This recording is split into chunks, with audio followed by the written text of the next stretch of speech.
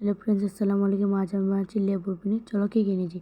প্রথমে নিয়ে নিয়েছি মরিচের গুঁড়া, একটা নিয়ে নিয়েছি লেবু, আমি লেবুটা আগে ছিলে রেখেছিলাম। তারপর নিয়ে নিয়েছি 2টা শুকনো মরিচ পোড়ানো। মরিচের মধ্যে আমি দিয়ে দিলাম সামান্য পরিমাণ লবণ। তারপর দিয়ে দিলাম আমি 1.5 চামচের মতন চিনি। চিনিটা দিয়ে আমি এখানে এটা ভালোভাবে মিশাবো। মিশানোর পর গাইস কী সুন্দর একটা যে কালার আসছে, আমি বিশ্বাস করতে পারছি এত সুন্দর কালার। তারপর আমি মরিচগুলো সবগুলো মিশিয়ে তারপর শুকনো লঙ্কা করে আমি ভালোভাবে ঢলে নিব।